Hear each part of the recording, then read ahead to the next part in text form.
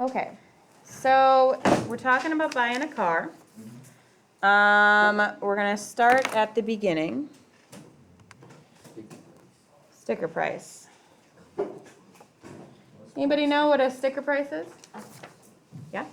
I'm assuming it's like the upfront like deal kind of thing on the car. Yeah, okay, so there's usually literally like a sign or a sticker on the car. It is the price, the dealership is offering. Does that mean that that's the price you pay? No, you can negotiate. Buying a car is a weird thing. Same thing like buying a house. They start with a price. Usually it's too high of a price, and then you negotiate your way down if you're buying it. Negotiating is a hard thing to do. I would suggest that the first time you do something like that, you take somebody who's done it before with you. I don't like negotiating. And therefore, what I do is I go to the dealership that I last bought a car at, is called a non-negotiable dealership. And their prices are far lower than most used car places or new car places. They say right up front, we don't negotiate on prices. That's why our prices are so low. But they don't negotiate. So you can't walk in and be like, wow, this car is $2,000 less than the dealership next door. Let's try to make that lower. And they'll say, absolutely not. That's like not our policy. We don't negotiate. So if you are like me and you're one of those people that hates negotiating, then go to one of those dealerships if that's the kind of dealership you like. I also have a good relationship with the person who sold me the car, so I trust them. It is hard to find somebody you trust when it comes to this kind of stuff. You've got to ask a lot of good questions, and you've got to be ready to walk out the door. There's actually a rule with dealerships that often they literally will not budge beyond a certain point until you leave or threaten to leave. And they've been trained that way. We were buying a car for my husband like 6 years ago, and the price wasn't what we wanted it to be, and so we said, well, thank you for your time, and we got up and left, and literally the moment I touched the doorknob of the place, they called me back in and said, actually, you know, I think we probably could go a little bit lower, and they're trained to watch, and literally when you touch the doorknob or your foot steps outside the door, that's when they make their offer.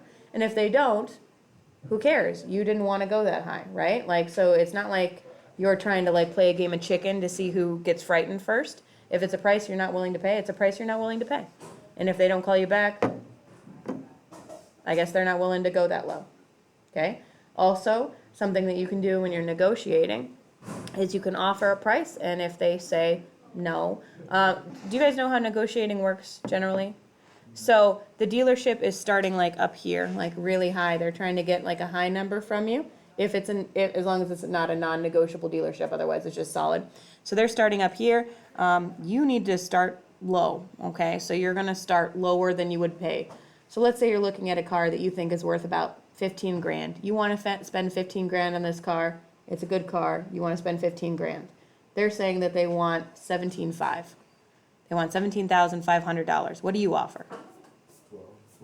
12. You don't offer 15. Because they're going to try to find something in between. You see what I mean? So you basically think of what you're interested in, and they'll say, ooh, can't do 12. 12 is crazy. I would never do 12. I can bring it down to 16. 16 is the lowest I can go. And you say, okay, well, I mean, I suppose I could afford 14. You see what I mean? I would say 13. Sure, you can try. You know, like, but generally, whatever you're trying for, they're probably going to do a little bit better than you. If you're planning to spend 15, you might end up spending 15.5 maybe. But you know, you have to have some wiggle room in there and be prepared. You don't want to put out an outrageous price, or they're going to laugh at you and just say no. And that will be the end of the negotiation. Like if you're trying to get it to be $15,000 and you say, all right, my first offer is $6,000. Best I can do, $6,000. They'll be like, what? No, thanks. You know, like they won't even come up with a counter offer. They'll just be like, no, thank you for coming in. You know, like that's ridiculous. It's like you going up to somebody and being like, wow, that's a nice $150 calculator. I will give you $1 for it. Final offer. No thanks.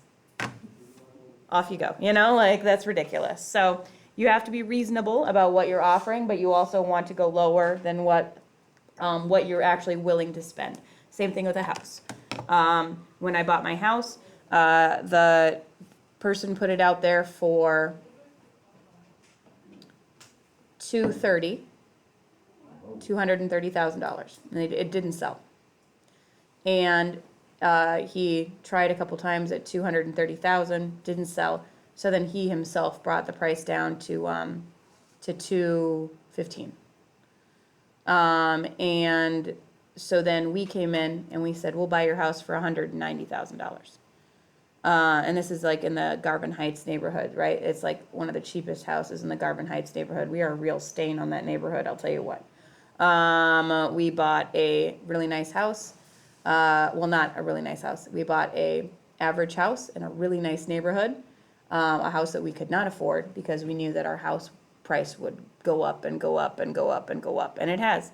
Our house has gone up $60,000 since we bought it 7 years ago. We offered $190,000. He said no. He brought it down to $200,000. So he came down quite a bit. And the reason why we were going so low is because we knew the history of the house. We knew that it had been on the market before twice and that he hadn't even gotten an offer at what he was trying to sell it at. And we knew the history, so we knew that this guy's desperate to sell his house. Like, here we are, we're ready to buy. And so we said $190,000, he said no, he said $200,000, we said $195,000, we got it for $195,000. Yeah, So you said it's already gained a $60,000 value? yeah.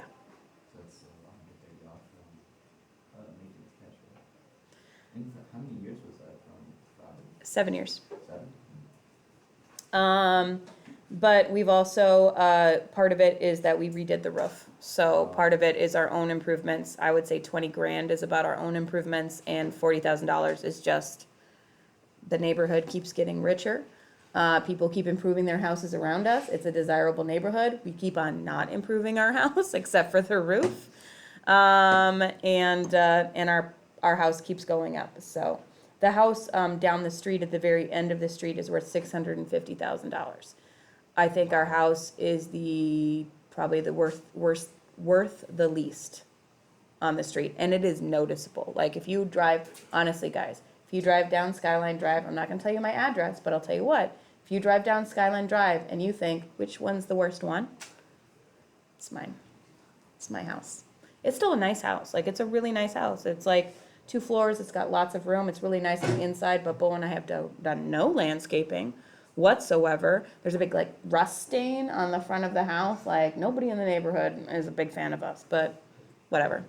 We're making our money and we're doing okay. So I'm proud of our decision, but most people in the neighborhood not be proud of our decision. I think they were hoping that we would make it real pretty, and we did not. We did not. We put a roof on. So anyway, what I'm saying is negotiation is important as long as you're willing to do that. And if you're not willing to do that, find a dealership that is not that kind of thing. The negotiated price is the price after negotiation.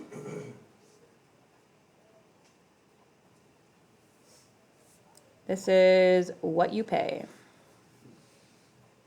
Although it's not completely what you pay, there are actually some other things that you have to pay. Anybody have an idea of what else you need to pay when you buy a car? Yeah?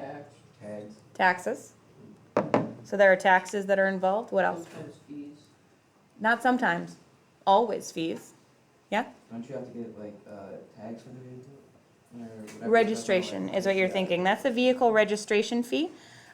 This fee depends on the value of your car.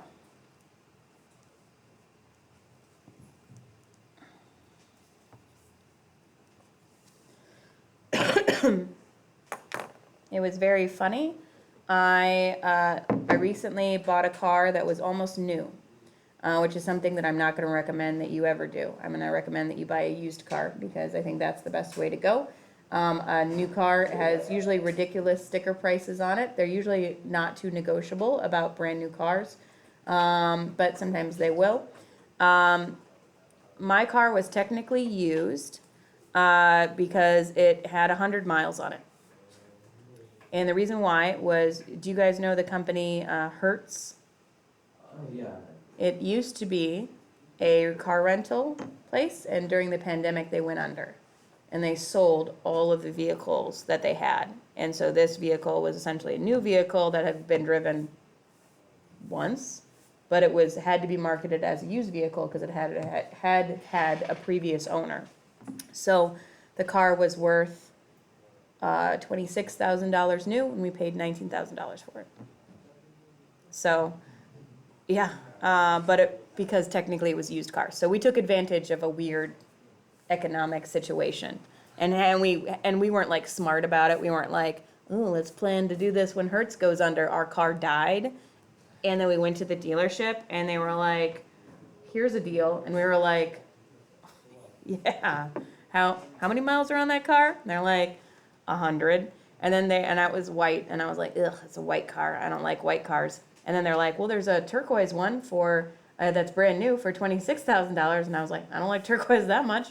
I don't like $7,000 of turquoise. No, I don't. So anyway, that's how we got our car. You've got to kind of pay attention to that kind of stuff. It depends on the value of your car. I got a registration. You have to pay a registration fee every year for your car.